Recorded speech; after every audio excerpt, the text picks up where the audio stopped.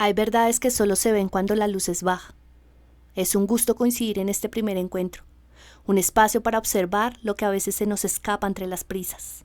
Soy su anfitriona y hoy se inaugura este rincón del pensamiento, en el ojo de Gata Negra.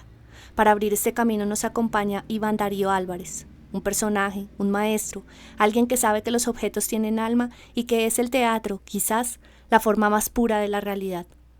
Quédense cerca, estamos a punto de mirar a través de la pupila de la gata. Esto es En el Ojo de Gata Negra. El día de hoy un invitado muy especial, Iván Darío Álvarez. Iván, muchísimas gracias por estar acá y acompañarnos. No, muchas gracias a ti, pues es un placer conversar contigo.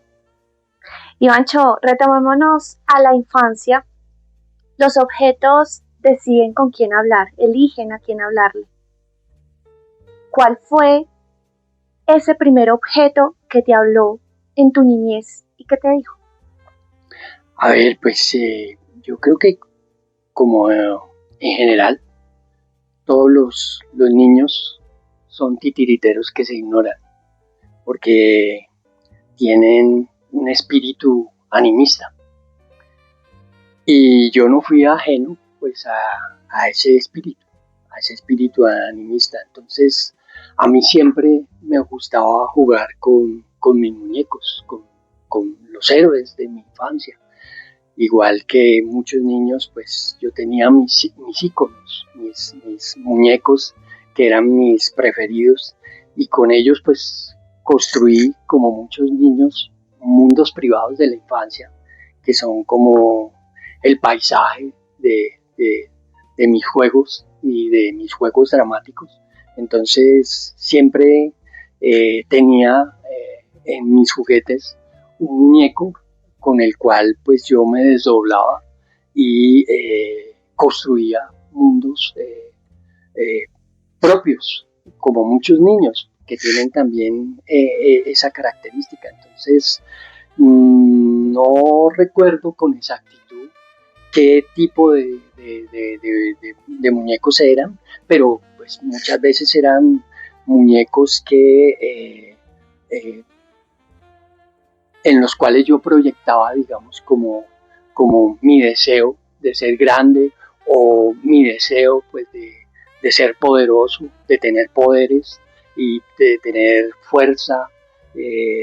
Por ejemplo, pues Hércules para mí era un personaje icónico de mi infancia. En algunos momentos también tuve a Superman como un ícono de mi infancia, pues el club de los superhéroes, pero también animales, ¿no? Como por ejemplo, pues también pues ahí se nota pues la influencia de los medios de comunicación y de la gran industria pues del cómic, pero pues también el Pato Donald, el ratón Mickey, el super ratón, o también pues personajes que me llegaban a través de los cómics, que en esa época se les decía cómics, porque cómics era una palabra extranjera, aquí les decíamos cuentos, y existían las cuenterías, y las cuenterías pues eran esos sitios donde íbamos los niños a encontrarnos precisamente con esos iconos de la infancia. Entonces había muchos cuentos. Entonces pues estaba la pequeña Lulú, estaba de vaqueros, Roy Rogers, bueno, Tomahawk, digamos la memoria en este momento no me da, pero sí sé que digamos a través de esos personajes que yo extraía tanto de los cuentos como de la televisión,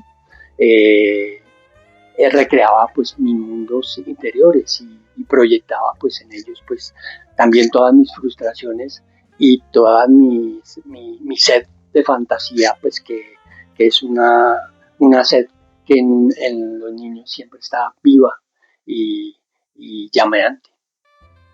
¿Cuál era ese animal con el que te identificabas? Pues a mí siempre me gustaron mucho los perros y los gatos, pero ahora me gustan más los gatos porque pues creo que reflejan más como como un espíritu de independencia que a mí me gusta, pues el perro, pues a pesar de ser también un animal muy lindo y muy fiel, pero el gato, esa independencia y ese misterio que encierran los gatos siempre me ha parecido más poético e incluso más anarquista, porque pues uno nunca ve un gato policía, ¿no? O, en cambio un perro sí. Entonces ese espíritu, digamos, libertario y solitario y enigmático de los gatos y como que siempre están como en una actitud casi como que contemplativa, reflexiva, pues con esa imagen yo me identifico. Por algo los egipcios consideraban a los gatos como parte de sus dioses.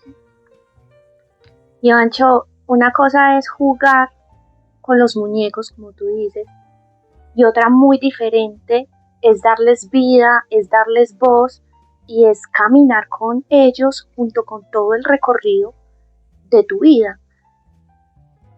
¿Cuándo o cómo fue ese momento en el que te diste cuenta que ser titiritero o los títeres eran tu lenguaje? Bueno, tiene que ver con mi infancia también, porque pues como muchos niños en Colombia, para mí la palabra títere era una palabra desconocida. Y una vez conocí unas niñas que se convirtieron como en mis amiguitas y me invitaban a su casa a jugar. Y para mi sorpresa, pues me dijeron que querían que jugara con ella con muñecos, pero yo no sabía de qué muñecos se trataba y ellas en su casa tenían como un teatrino y unos títeres de guiñol que les habían regalado sus padres y a mí me parecieron como unos juguetes extraordinarios, maravillosos. Yo no había visto títeres en mi vida y entonces acercarme a ellos a través del juego y a través de unas niñas que a mí me gustaban mucho y que las quería seducir. Quería que fueran mis amigas y que incluso pues mis amiguitos pues en una actitud propia pues del machismo decían que iba a hacer a jugar con niñas con muñequitas porque pensaban que iba a jugar era con las muñecas de ellos, pero me encontré con esos títeres y entonces improvisábamos y representábamos juegos ante la familia o ante otros niños y pues eso me pareció pues la mejor forma de acercarme al teatro de títeres fue a través del juego. Ese juego estuvo acompañado en algún momento de tu hermano César. Fueron siempre cómplices. ¿Cómo fue ese momento en el que descubren juntos que podían jugar con muñecos? Bueno, con César no jugaba, digamos, con muñecos, porque pues César era mi hermano mayor, me llevaba 6 años, entonces digamos que mientras yo estaba en la infancia, él ya empezaba como la preadolescencia. Entonces él, digamos, como siempre me miraba a mí con una mirada protectora, pues por ser mi hermano mayor, y teníamos, digamos, en ese periodo un poco mundos distintos. A veces sí jugábamos, pero digamos, eran juegos un poco como de fuerza, ¿no? Donde pues de alguna manera trataba de mostrarme que era el mayor y que tenía el poder, ¿no? Pero digamos eran juegos como que tenían que ver más como con los desafíos verbales o con la fuerza física. Pero yo sí recuerdo, por ejemplo, que él, él era muy práctico. Una vez, por ejemplo, yo estaba muy triste porque todos los niños de mi cuadra, que yo vivía en Fontibón,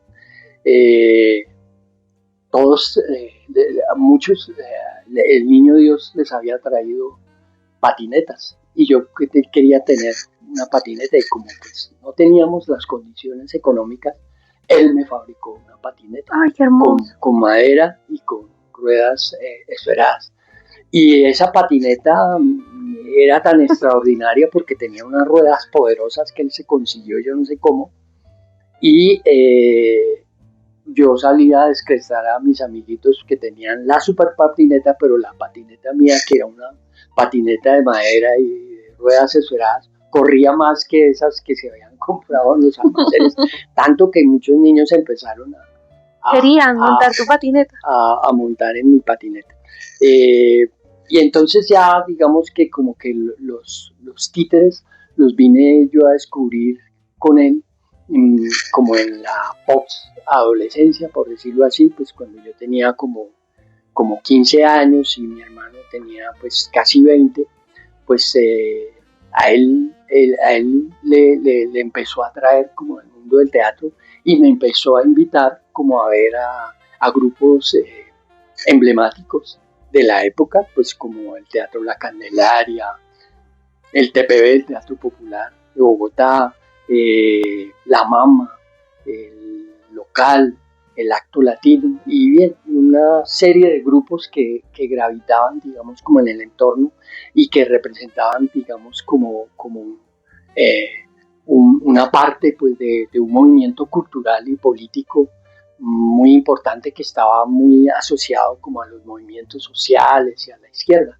Entonces se hacía como un teatro muy político, muy contestatario y a nosotros digamos como parte pues de una generación que viene como de los 60, ese espíritu pues estaba un poco irradiado en el ambiente, el hipismo, el marxismo, el anarquismo, estaban ahí como gravitando digamos como en la atmósfera y pues la izquierda a través del teatro pues muchos de los grupos de teatro se convertían como en los brazos políticos de la izquierda. Entonces nosotros empezamos a acercarnos a ese mundo y sobre todo a través del Teatro Cultural del Parque Nacional, donde en ese momento estaba el Acto Latino, que había fundado algo muy interesante que se llamaba el Centro Latino de la Cultura.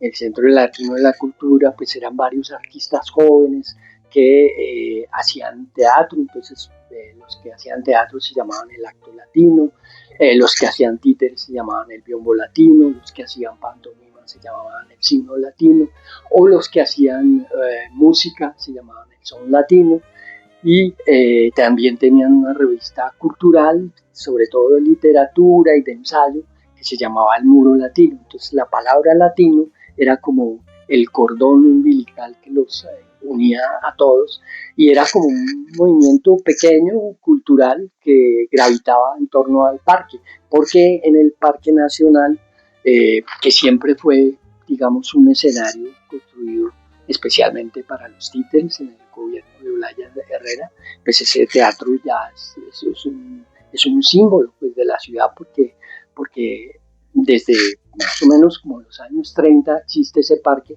y siempre se caracterizó porque allí siempre se presentaban títeres. Por allí pasaron varias generaciones de titiriteros como Angulo, Puñocito, Arona, después el Biombo Latino, la Pulga Gótica, la Libélula Dorada también hizo sus primeros pinos ahí. Entonces, al acercarnos al Parque Nacional, pues nos damos cuenta pues, que hay un movimiento cultural alrededor del teatro y de las artes muy importante. Y nosotros pues con esa avidez éramos unas esponjas dispuestas pues como a verlo todo y a absorber como ese mundo y pasamos pues de espectadores a querer también ser protagonistas pues de esa escena. Entonces allí en el Parque Nacional hicimos unos seminarios, fueron los primeros seminarios de teatro a los que asistimos como jóvenes, como los fines de semana.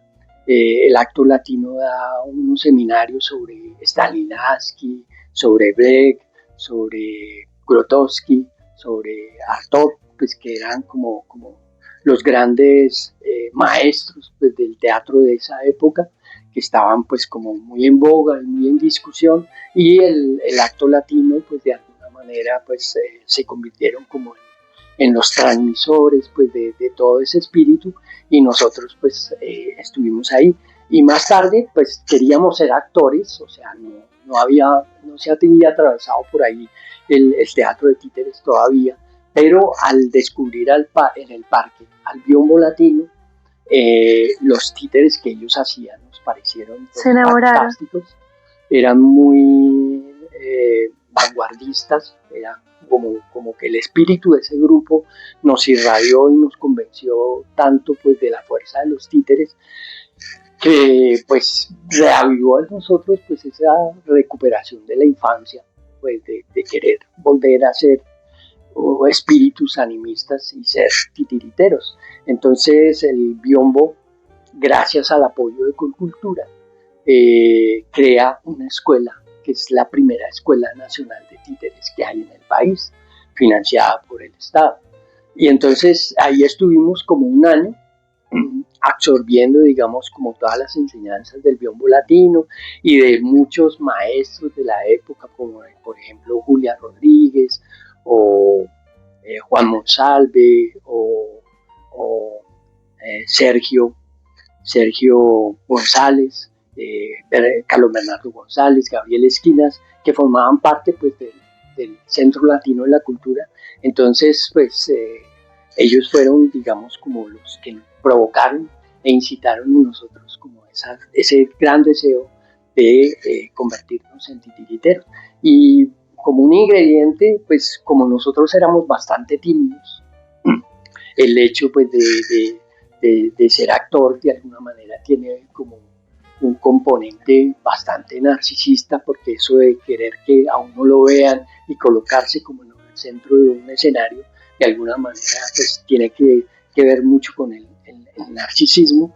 Y el teatro de títeres, como generalmente uno se escondía detrás de un teatrino o se escondía o se desdoblaba a través de un muñeco, entonces la presencia del actor pasaba como a un segundo plano, porque lo importante era el títere, ¿no?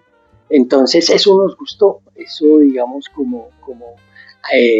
fue como un imán que calzaba muy bien, digamos, con nuestra personalidad, de no ser demasiado extrovertidos, sino que como que necesitábamos era como proyectar el yo a través de un objeto o un muñeco que se convertía, digamos, como en la voz, que traducía pues la voz de nuestra alma.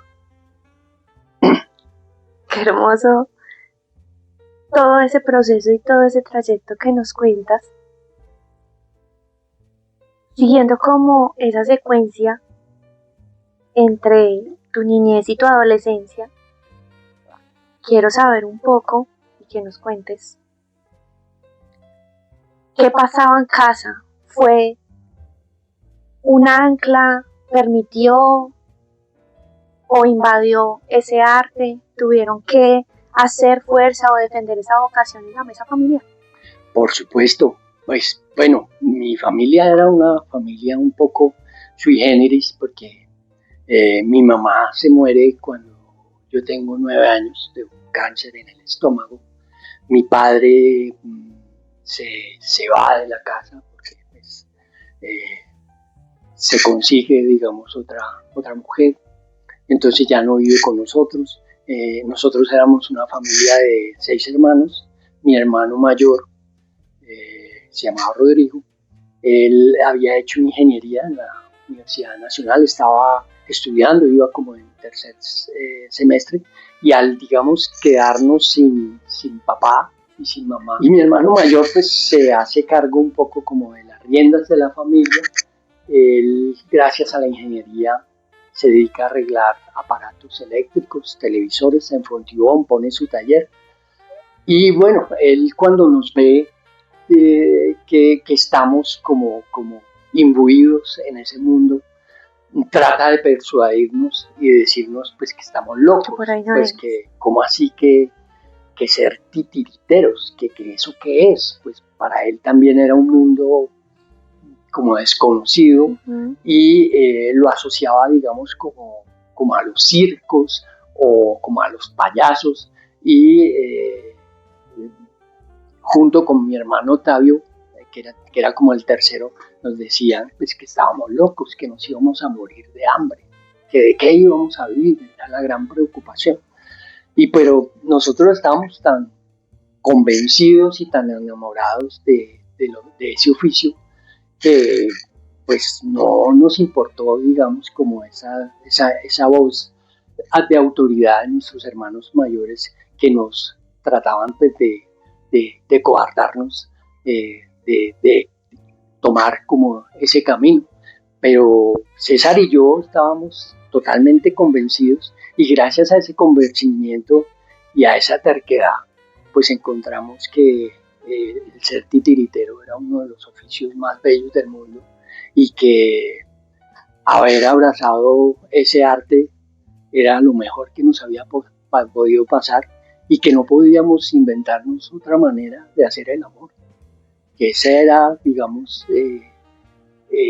nuestra razón de ser en el mundo y, y enamorarse de un oficio es lo mejor que le puede pasar a cualquier ser humano, porque no, el oficio se convierte en un gozo y no en un trabajo, pues que ya sabes que la palabra trabajo viene como del latín, que representaba como una máquina que era como una máquina de tortura. Entonces para nosotros ser titiriteros no es una tortura, no es un trabajo en el sentido, digamos, de que habla el origen de la palabra, sino que es un gozo permanente y lo mejor de todo es que por eso a veces nos pagan. Entonces, en contravía de la familia, pero bueno, ese ha sido, digamos, como la historia no solo de nosotros, sino de mucha gente en una cultura donde las artes no han tenido, digamos, una presencia en la familia, en la escuela. Entonces eso tiene que ver con nuestro entorno, ¿no? Mientras no haya una tradición, una cultura teatral, una cultura de los títeres y que haya unos espectadores, digamos, que sientan, digamos, la importancia de las artes en su vida, pues entonces, pues siempre van a tratar como de ignorarla y considerar que el arte no es un trabajo, sino que es una holgazanería, ¿no? Pues que ahí es el refugio de gente que no quiere hacer nada, pero son prejuicios, ¿no? Y pues si contra algo tienen que luchar los artistas es precisamente contra esa ceguera intelectual, ¿no? Entonces los artistas en ese sentido tenemos que abrirle como el horizonte a la gente, ¿no? Sacarla pues de la estupidez en que la tienen los medios de comunicación o la cultura misma, pues esa cultura asfixiante que representa pues el capitalismo o las ideas preconcebidas o una clase gobernante que no quiere que el pueblo se eduque ni que tenga, digamos, un mayor acceso a la cultura, porque generalmente la cultura y la política son como dos fuerzas en pugna. Por eso es que a los políticos les gusta que exista una masa de ignorantes que se comporten como un rebaño porque son más dóciles y más obedientes. Y la cultura o el arte lo que hace es provocar en uno pues un espíritu de rebeldía y un amor al conocimiento, pues que no tiene que ver mucho con lo que, entre comillas, consideramos útil.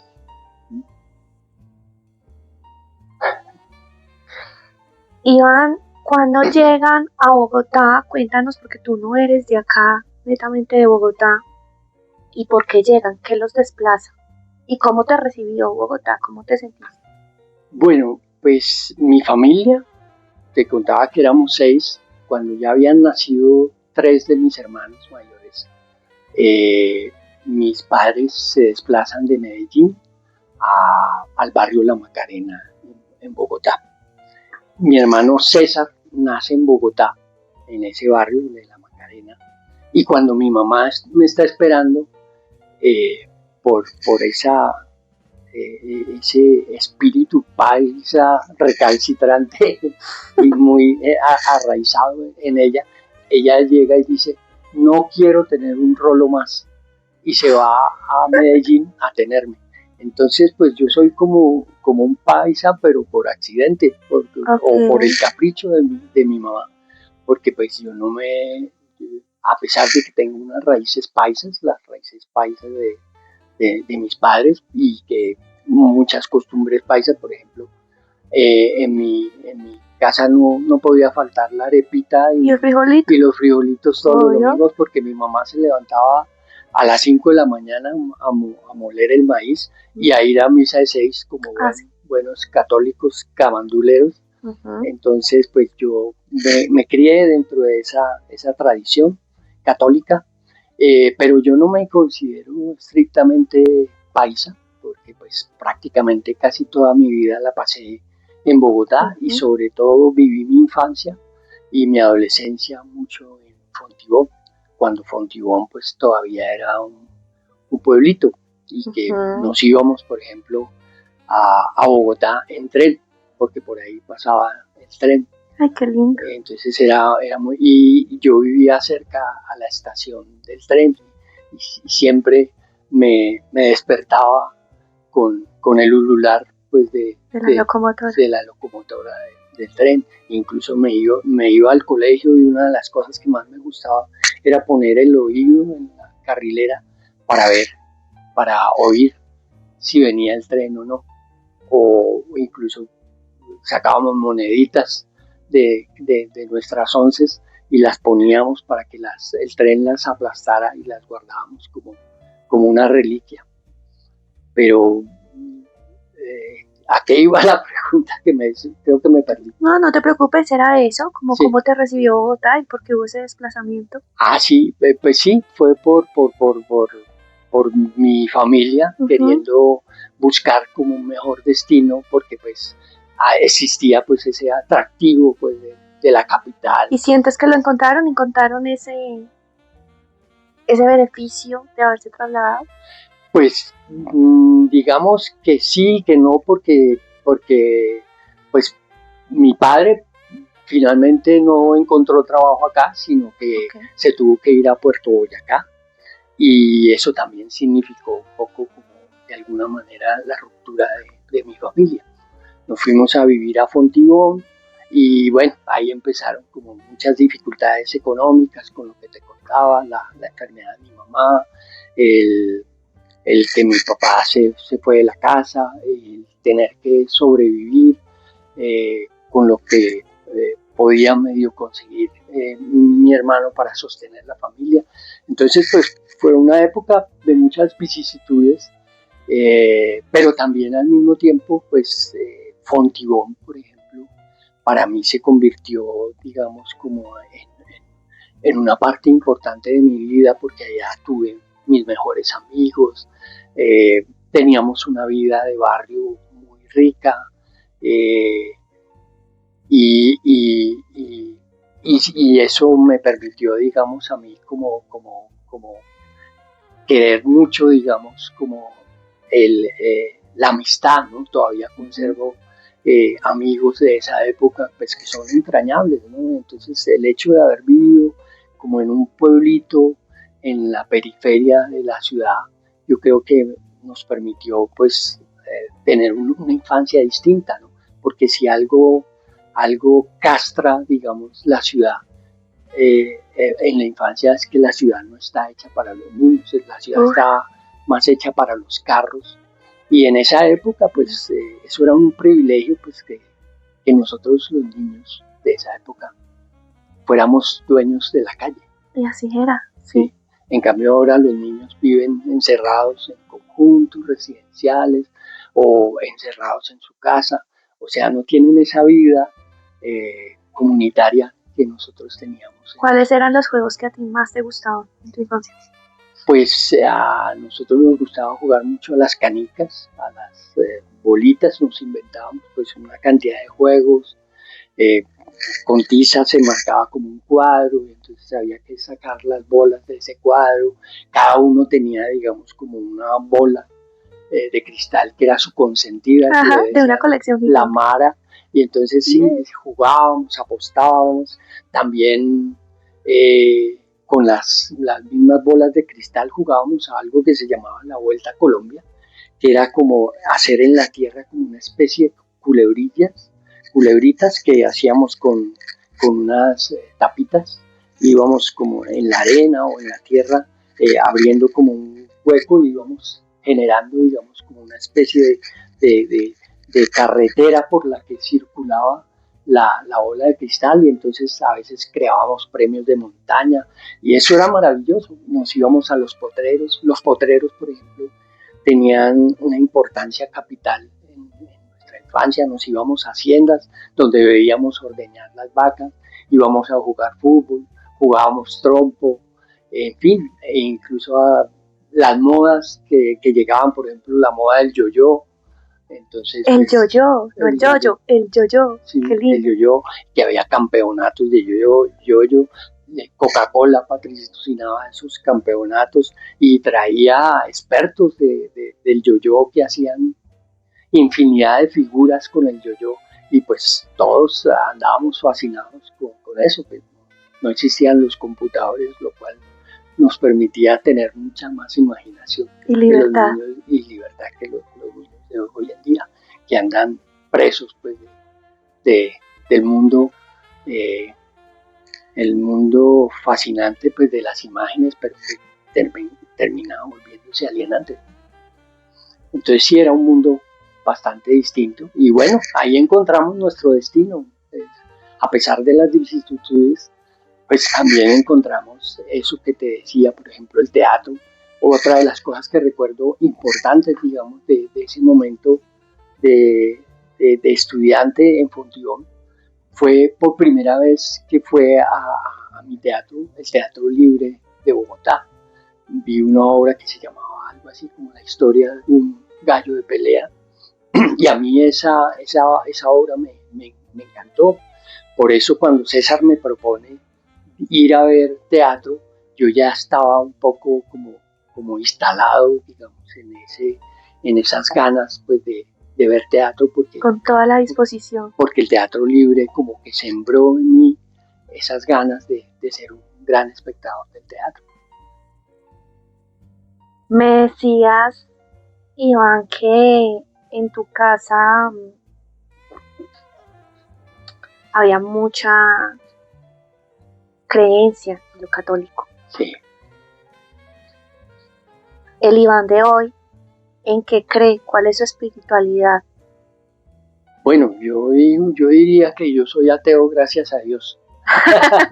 Pero no soy un ateo, digamos, fanático, porque como creo profundamente en la libertad, pues yo creo que la gente tiene derecho a tener el amigo imaginario que le guste. Y en ese sentido, digamos, reivindico más que el monoteísmo, como el politeísmo, y más que ser un ateo radical y fanático de ultranza, más bien me siento un poco más agnóstico, ¿sí? En el sentido, digamos, de que pienso que la existencia es un misterio, y que ni la religión ni la ciencia nos han podido resolver ese misterio. Entonces, el misterio de estar aquí me parece fascinante, me parece que forma parte, digamos, de lo fantástico, pues que vivir pues es una fantasía maravillosa, porque no sabemos realmente cómo comenzó todo este paseo, ni tampoco sabemos cómo va a terminar, porque pues bueno, si uno se coloca, digamos, en una postura materialista, en el sentido no pues que la gente cree que uno es materialista, sino que cree, digamos, como que a partir de la materia se crea todo. De todas maneras es también fabuloso, porque pues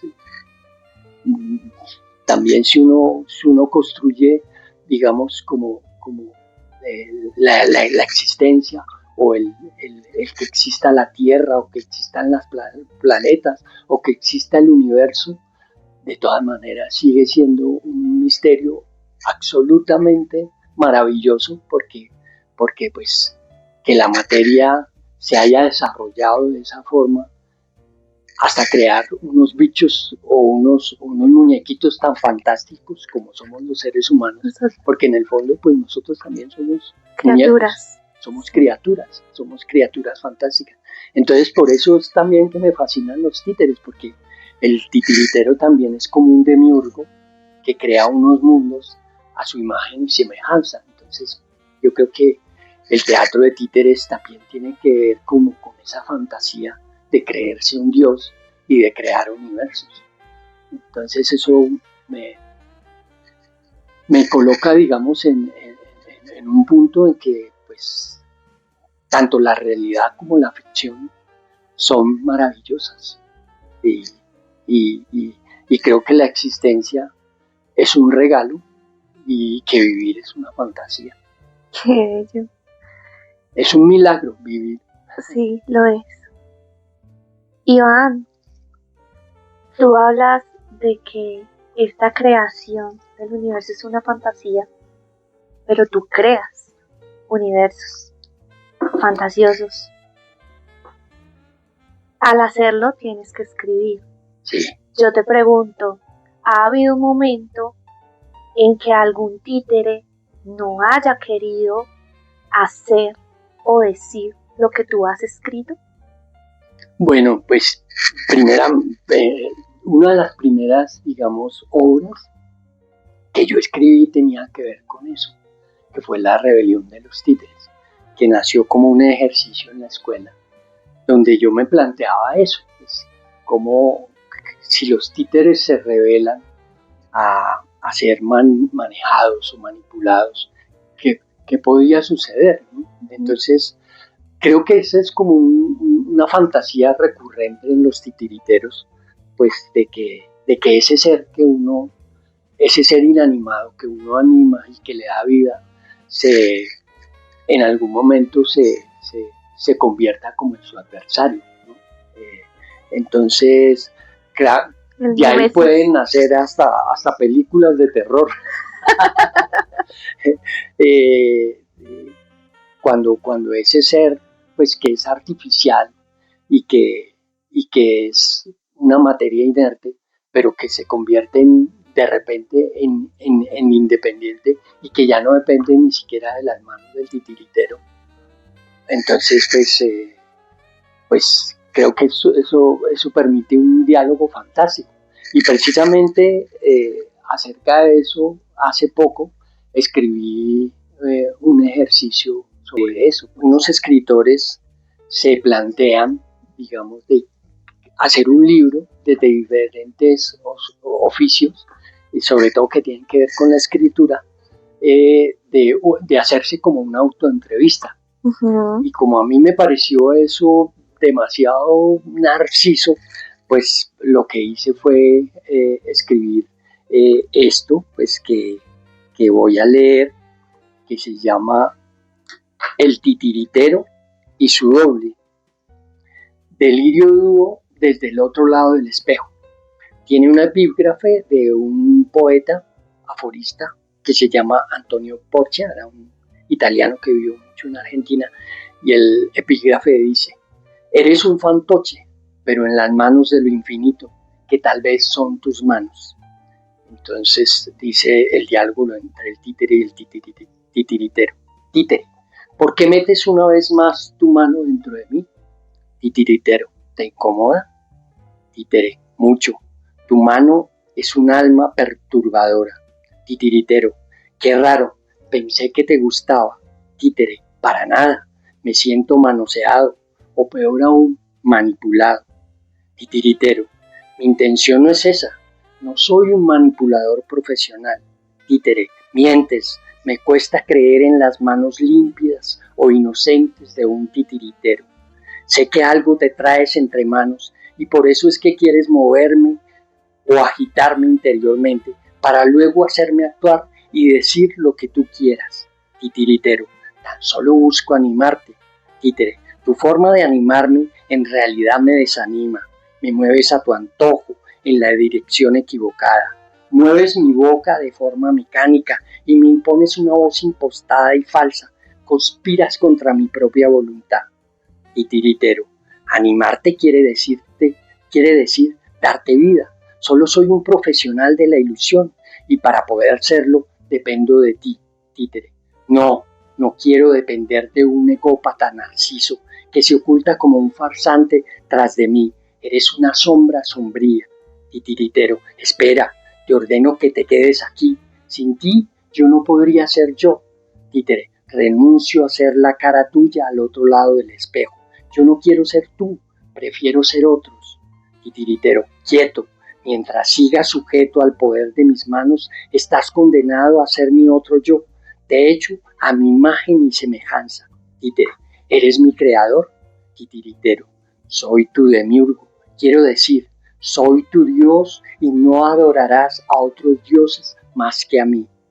Títere, Dios mío, esto es el verdadero infierno. Debo estar soñando.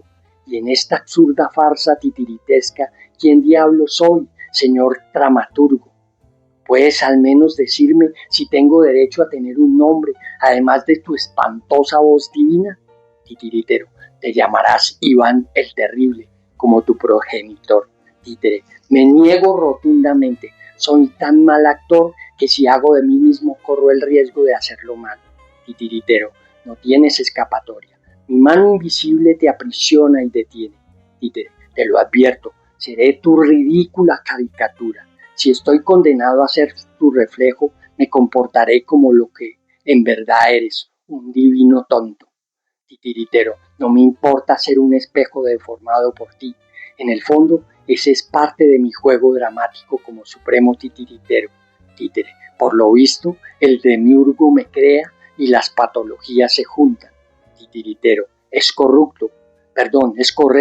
No puedes rehusarte a reflejar la voz de mi muñeco interior. Si así lo prefieres, eres mi ventríloco.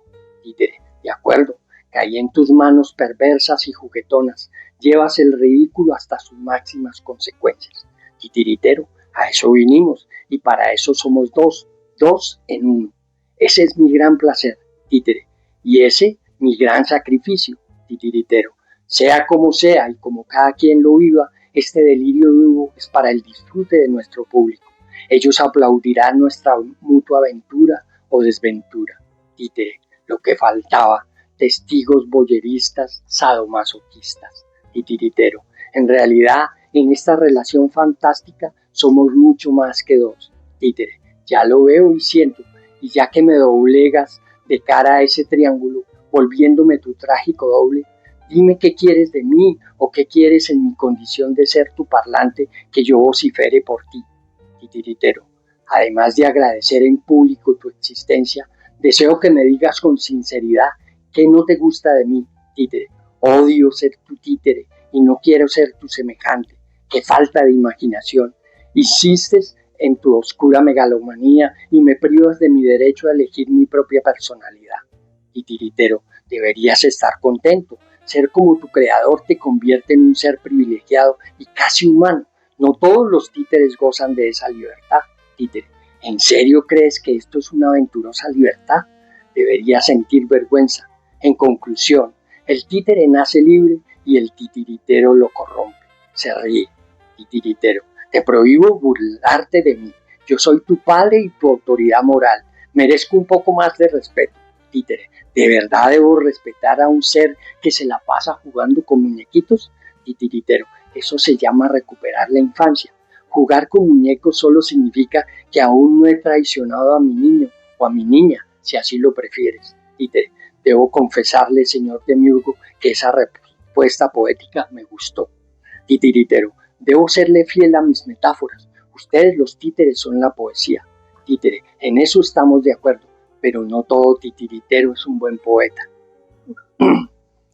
Titiritero, otra vez me insultas. No me gusta tu juego provocador. Títere, no se autoengañe, señor titiritero. Es usted la voz que se autoinsulta, haciéndome soltar su propia lengua. Me crea y me anima para que otros nos vean y al final lo aplaudan o lo adulen. como a un gran titiritero. Me empiezo a cansar de mi doble. Es un ser pícaro, rebelde y burlón por excelencia. Títere, un creador que se respete no debe cansar jamás de su amada criatura. Eso solo le sucede a un mal demiurgo o a un mal padre. Titiritero, ¿por qué mejor no te callas? Títere, silénciate tú mismo, dale fin a tu propio espectáculo. ¿Qué haces? Titiritero, sacarte la mano, sacarte el cuerpo. Títere, hazlo sin dilaciones. Antes de vivir en ti, era un mundo feliz en la infinita oscuridad de mi maleta. Titiritero, sí, antes de nacer eras libre, libre de mí. Adiós, libre criatura iconoclasta. No se hable más y calle para siempre. Vuelve a tu silenciosa maleta. No hay criatura que no se rebele contra su creador. Uno es la eterna víctima de su propio invento. Esa es la reflexión Wow. de esa mirada mutua. Quedo súper impactada cuando hay tantas tensiones, tantos conceptos, tantas cosas que nos pasan a este nivel de relato, y es que hablas de Dios, hablas del narcisismo, se ve político, nos pasa la manipulación de los hogares, de las familias, del contexto, de la moda, del capitalismo. El querer siempre hacer ruptura, a salir a conocernos y saber quiénes somos nosotros mismos y nosotras mismas. Es difícil, a veces o no nos encontramos o nos dejamos crear por otros. Qué bello texto, gracias por compartirlo aquí. No. El ojo de Gata Negra. Es el producto ya de 50 años de estar navegando en el mar de la imaginación, de la mano pues, de esas criaturas maravillosas y poéticas y fantásticas que son los títeres. Iván, tú nos contabas que al principio estaban en el Parque Nacional, al aire libre, con otras dinámicas, pero finalmente ese sueño echa raíces y se vuelve un lugar físico. El legendario Teatro Libélula Dorada. Ajá. Quiero que me cuentes cómo fue esa transición y también el porqué, el misticismo de ese nombre. Bueno, pues apenas terminamos en la escuela, decidimos abandonar todo, estudios, oficios, y casarnos pues con la profesión, considerarnos, como decía ahí en el texto, profesionales de la ilusión y de creer pues, en ese mundo y en el poder mágico pues, de los títeres. Y entonces pues la primera obra que creamos fue Los héroes que vencieron menos el miedo, y empezamos como a moverla como en los jardines, en los colegios, incluso íbamos a los reformatorios, íbamos a las cárceles, como nos movíamos como en un mundo político, pues a veces también íbamos como a las carpas donde había huelgas, en fin, digamos como todos los escenarios que nos ofrecía la ciudad para presentarnos, pues lo fuimos haciendo con mucha pasión. Y ahí conformamos la Libélula Dorada con otro integrante de la escuela y la llamamos la Libélula Dorada porque queríamos un símbolo que representara, digamos, como el espíritu de la libertad del grupo. La palabra libélula está asociada como a la palabra libertad, es un ser alado, y una cosa muy bonita que nos gustó de la libélula, del vuelo de la libélula, es que es un insecto que vuela contra la lógica. Que la libélula se puede mover en muchas direcciones, vuelan hacia arriba, hacia atrás, hacia abajo, se desplazan lateralmente, tienen un vuelo aerodinámico precioso, pues es maravilloso.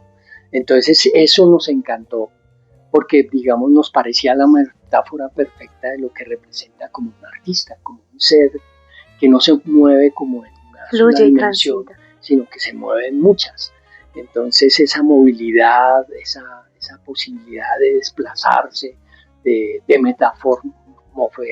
metamorfosearse del artista también tenía que ver con el espíritu de la libélula, porque las libélulas nacen en el agua y luego se transforman en seres alados, ¿no? Sufren una metamorfosis. En todo eso, digamos, todo lo que iba invocando como espíritu metafórico y simbólico, la libélula nos iba encantando. El hecho pues de que la libélula pues fuera un ser con un cuerpo monstruoso, pero que tuviera unas alas delgadas, maravillosas, que le permiten un vuelo extraordinario y que son como unas alas transparentes, frágiles, pero con una capacidad de vuelo impresionante. Entonces todo eso nos fue como metiendo como en la idea de que la libélula tenía que ser un bichito monstruoso, pero encantador al mismo tiempo. Son divinas, a mí me fascinan. Sí, entonces la bautizamos así, pues esa fue como el acta de nacimiento de la libélula, pues como crear el nombre. Y ya empezamos al comienzo, pues fue muy difícil porque nadie nos conocía. Entonces nos íbamos era por las escuelas, les cobrábamos a los niños muy barato, donde lográbamos convencer a los maestros de que nos dejaran presentar en los patios de las escuelas. Ni siquiera teníamos un teatrino. Llegamos a las escuelas y le decíamos porque no teníamos dinero, le decíamos a las maestras nos decían, ¿qué necesitan? Y nosotros decíamos, no, las cortinas de la escuela nos las prestan, nosotros llevamos un martillo, una puntilla, y ahí y hacíamos incluso a veces convertíamos, por ejemplo, la escoba del colegio en un títere, una obra que llamábamos Las aventuras del señor Escobar. Le llevábamos como unos ojos y una nariz, le poníamos a la escoba unos ojos y una nariz y un vestidito que nosotros llevábamos y convertíamos pues a la escoba del colegio en la protagonista de la obra. Y encontramos un refugio, por ejemplo, en las fiestas infantiles, porque un amigo payaso nos dijo que había un sitio cerca de nuestra casa, el 7 de agosto, donde contrataban titiriteros, porque era un almacén donde vendían cosas para fiesta. Entonces él le ofrecía payasos, magia y títeres.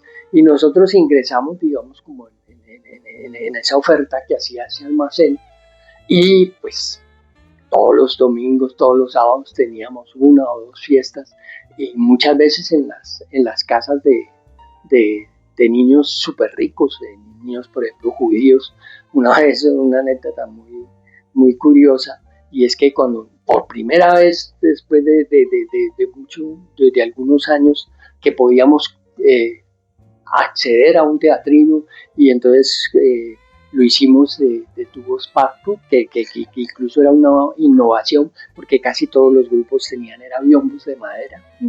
Y mi hermano se le ocurre pues la maravillosa idea de utilizar este material que estaba como iniciándose en el mercado y construye como un teatrino. Y cuando nosotros estamos en la fiesta, estos niños judíos, estamos armando el teatrino, y llega y se nos acerca un niño como de 5 o 6 años y llega y dice, ay, mi papá es el dueño de esa fábrica.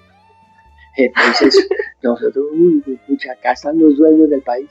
Y cuando termina la fiesta y que nos dan como un refresco y un ponqué, yo le digo a César, pues como quería, a partir de eso que nos sucede con el niño, le digo, como aquí están los niños de dueños del país y de las grandes empresas de Bogotá, vamos a preguntarle a otro niño qué quiere ser, qué querrá ser cuando grande, y seguramente nos va a decir que va a querer ser como el papá, que es el dueño de una gran fábrica y tal. Entonces viene un niño y le digo, oye, pues te puedo preguntar algo, y dice, sí, ¿qué quieres? Entonces le digo, oye, tú cuando grande, ¿qué quieres hacer? ¿Y sabes qué me responde él? No. Titiritero. Divino. Entonces, no, pues, la inspiración. Hasta, digamos, pues el niño en cualquier clase o en cualquier entorno sigue siendo niño y pues siempre lo sorprende a uno con ese tipo de cosas. Y bueno, después de eso pues hubo pues una larga transhumancia, terminamos en la Universidad Nacional, en el Auditorio León de Grey, pues nos habíamos unido a otro par de compañeros que eran de un grupo de música que habíamos conocido en otra escuela que se llamaba Pedagogía Artística, en la cual también hicimos algunos semestres, pero no terminamos. Y ellos eran de un grupo de música folclórica que se llamaba Chimizapaua. Y entonces, por ser estudiantes de la Nacional, tenían la posibilidad de, en el Auditorio León de Grey, acceder a un salón donde había, y en un espacio en la parte trasera del León de Grey, donde había muchos ensayos, donde muchos grupos artísticos de la Universidad Nacional ensayaban. Entonces ahí nos encontramos también con otros titiriteros. Estaba, por ejemplo, Enrique Vargas, pues, que ha sido, digamos, una persona muy importante también en la historia del teatro y los títeres, pues que hace el teatro de los sentidos y que ahora vive en Barcelona. Y con él y con otros grupos que estaban ahí, los Matachos, el Guiño del Guiñol, el Zapato, bueno, no me acuerdo, había otros los Matachos también, creo, que en esa época no se llamaban así, sino que se llamaban Octubre. Organizamos el Abril Titiritero con charlas, entonces pues también ahí empezamos como a encontrar muchos colegas que también iban como en la misma búsqueda nuestra, ¿no? Y pues la participación de la Libélula ahí fue muy intensa porque pues éramos como de los primeros grupos que hacían obras de títeres, no solo para niños, sino para adultos. Ahí en Pedagogía Artística ya habíamos iniciado una obra que se llamaba El romance de la niña y el sapito, que era para adultos. Bueno, pero en la Nacional pues tuvimos problemas porque con, con, con la mano de disturbios que había por esa época en la Nacional, porque la universidad pues siempre ha sido un foco crítico donde pues, se ve reflejada pues como la situación del país y donde pues digamos es un ambiente politizado porque es el lugar del conocimiento donde pues los estudiantes se dan cuenta de las grandes contradicciones de ese país. Entonces pues siempre había una agitación permanente y eso digamos aunque a nosotros nos gustaba pues ese espíritu de la revuelta porque pues sabíamos que los estudiantes y los profesores no le estaban dando la espalda al país, pero de alguna manera nos perjudicaba porque cuando por ejemplo nosotros queríamos ir a ensayar y había disturbios no podíamos entrar o casi que nuestros títeres quedaban prisioneros en esos salones, porque cuando íbamos a hacer una función y había disturbios, pues no podíamos sacar los títeres y eso nos significaba tener que cancelar funciones. Pero allí mismo, en ese mismo espacio, encontramos al Teatro Taller de Colombia, que era un grupo de teatro callejero, y ellos consiguieron una casa en la Candelaria y nos arrendaron un cuarto. Y entonces ahí montamos, por ejemplo, el Dulce Encanto de la Isla Gracia en un cuarto casi más pequeño que este.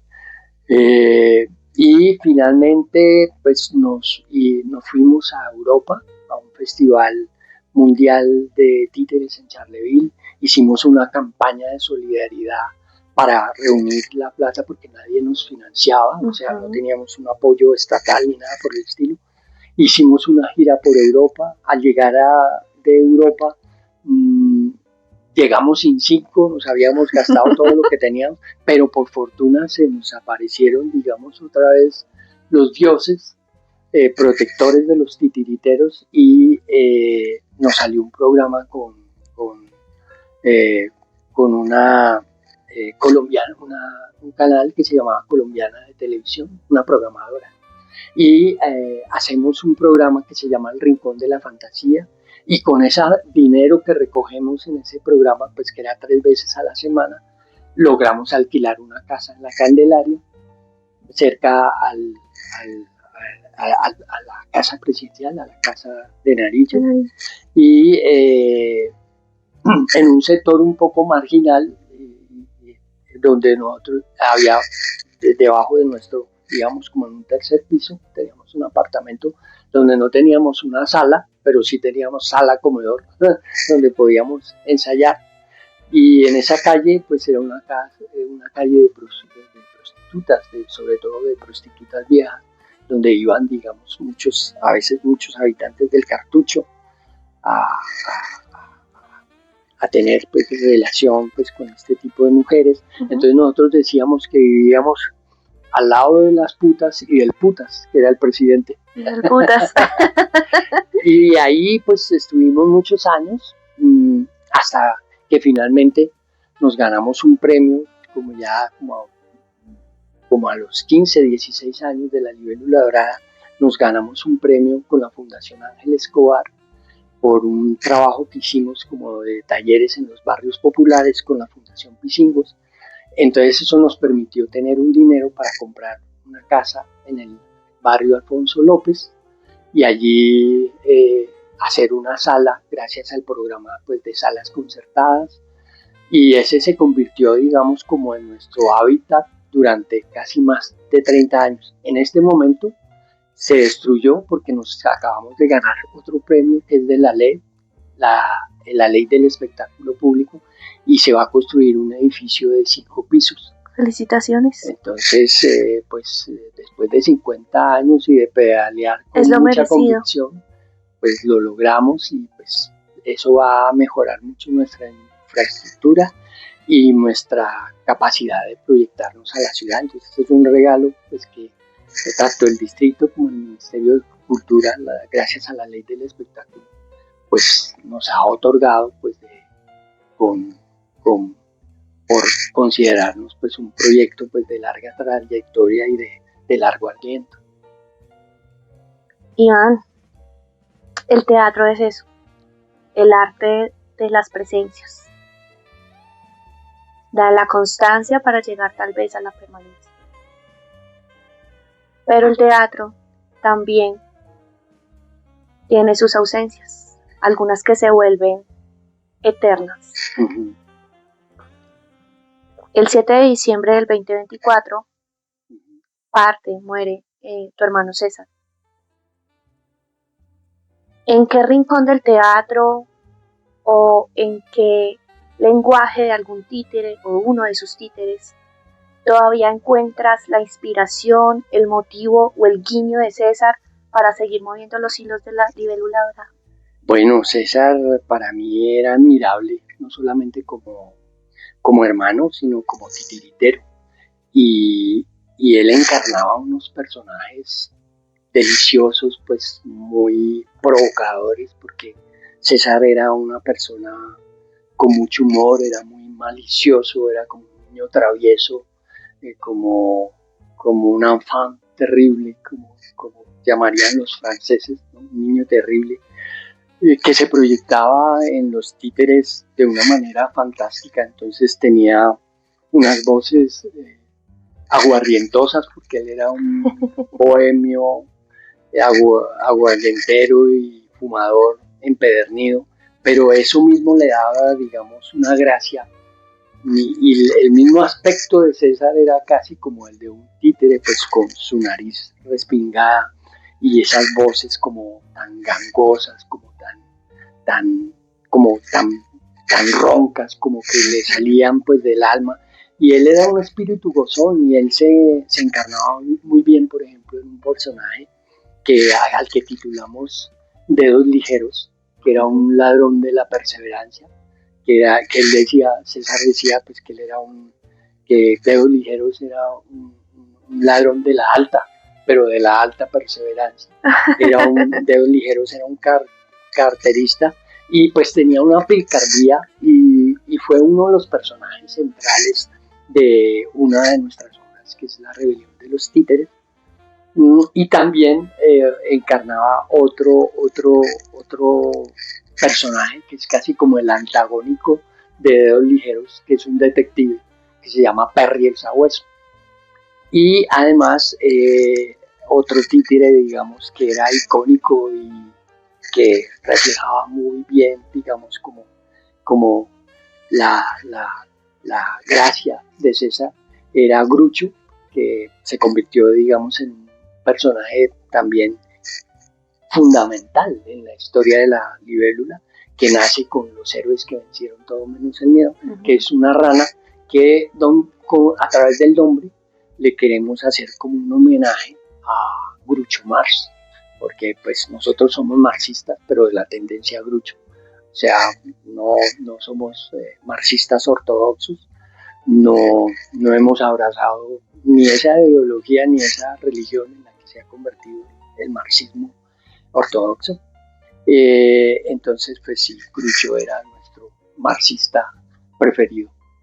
Entonces, en esos personajes... César, ¿lo sigues encontrando? Sí, cuando de hecho se muere César y tengo que reemplazar a César por otro compañero, cuando para mí el duelo era muy fuerte porque tener a los muñecos, pero no tener a César, que encarnaba a esos personajes, ahí sentía, digamos, esa ausencia como una presencia que ahora habita pues en mi memoria, ¿no? Pues porque lo que construimos juntos, lo que hicimos juntos, pues ya forma parte pues de la historia de este país. Así es, habitará como un legado.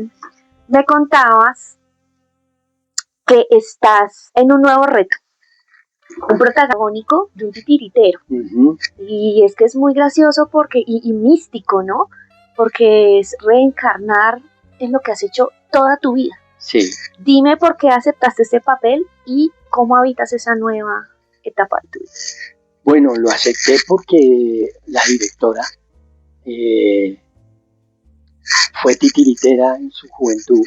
Ella formó parte de un grupo de Bucaramanga que se llama La Oruga Encantada. Y en Bucaramanga fue una ciudad que se convirtió como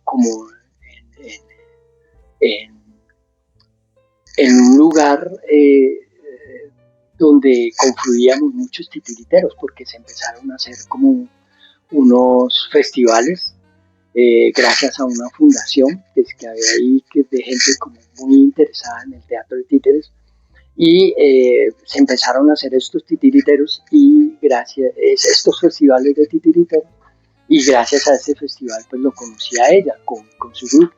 Pues este grupo, al paso de los años, por la situación política, pues también, y la persecución política en Bucaramanga, fue víctima pues de una persecución estatal, policial, porque pues se sospechaba pues de que en estos grupos había gente subversiva.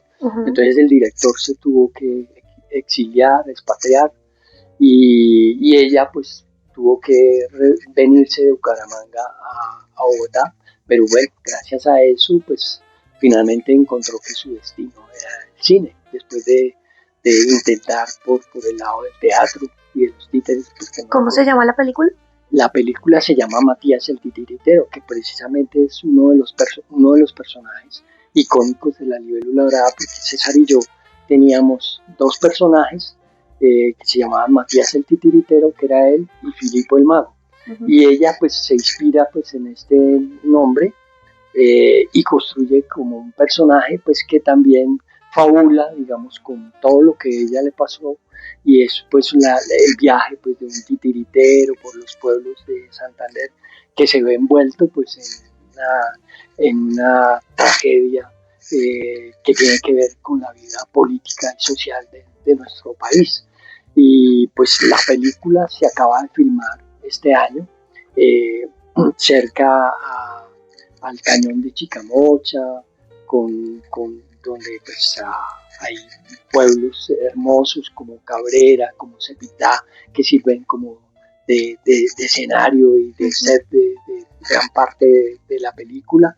Entonces pues muy afortunado pues de que Livia pues me haya conocido y que me haya invitado, digamos, haya adoptado el nombre de uno de nuestros personajes y me haya invitado a mí personalmente para ser el protagonista de esa película. Felicitaciones. Después de haberlo concebido 20 años atrás, porque, pues, por las dificultades propias de la producción cinematográfica, pues ella no había encontrado los recursos, a pesar de haberlo presentado pues a muchos concursos y haber hecho hasta lo imposible por conseguir el dinero, pero finalmente pues la productora Red Collision la apoyó y pues esta es la segunda película que ella ya hace con esa productora.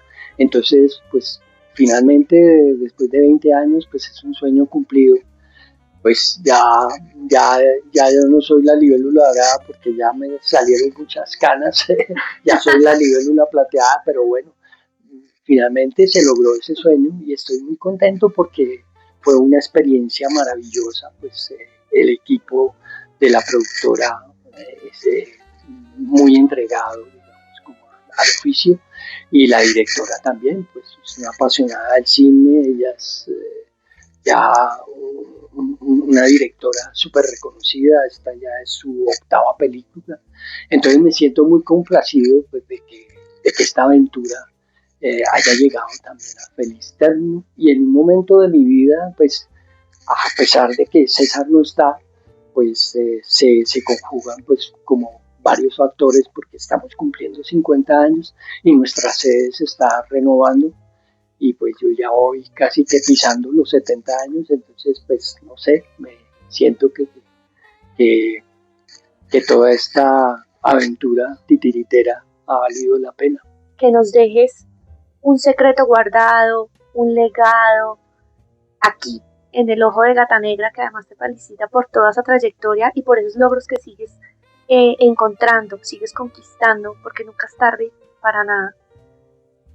Que quisieras dejar aquí guardadito en este programa, en el Ojo de Gata Negra, pero también para que escuchen de pronto futuras generaciones.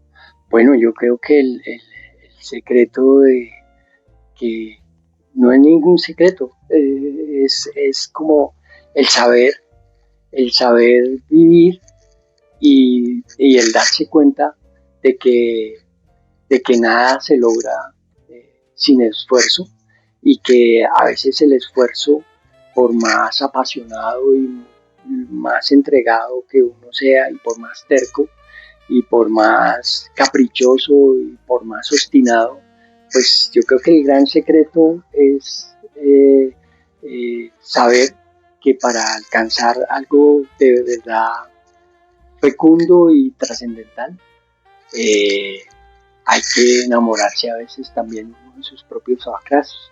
O sea, el fracaso y la frustración son los que le permiten a uno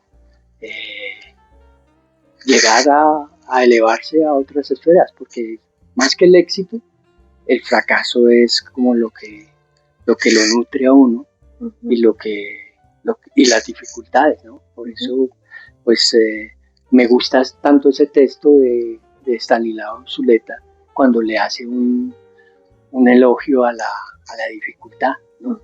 Porque no sé si esa frase es del Quijote, donde él dice que solo lo difícil es estimulante. Entonces yo creo que ahí está el gran secreto, en que a veces el mayor obstáculo de los sueños es uno mismo, cuando se frustra, ¿no? Iván, si los títeres en este momento narraran algo sobre ti, ¿qué crees que dirían del hombre que les dio el aliento? ¿Qué diría de mí un títere? No sé, pues que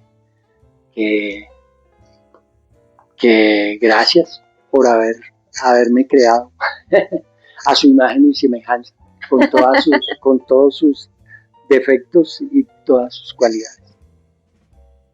Gracias por estar acá también, muy amable por esta entrevista tan maravillosa, gracias por permitirme el espacio, el tiempo, que finalmente es el oro y lo valioso de una persona, y yo estoy muy honrada, muy fascinada con todas tus historias y por aceptar esta invitación.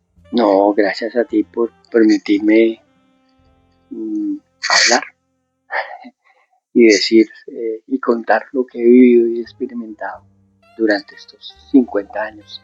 Que a propósito, pues estamos acá en la Alianza Francesa, que es el refugio temporal mientras construimos nuestra nueva sede. Entonces es importante que la gente sepa que ahora estamos aquí. Te quiero mucho. Gracias. No, yo a ti. Nos vemos en el próximo episodio aquí en El Ojo de Gata Negra. Las palabras de Iván Darío Álvarez nos dejan una estela de reflexión difícil de ignorar. Gracias por acompañar este primer paso, por ser parte del nacimiento de un rincón que no cree en el tiempo del reloj, sino en el tiempo del pensamiento. No habrá citas fijas, pero el encuentro será inevitable siempre que haya algo profundo que observar. Para no perder el rastro, sigan de cerca la señal en nuestras redes sociales. Esto fue En el Ojo de Gata Negra, hasta que la curiosidad nos vuelva a reunir.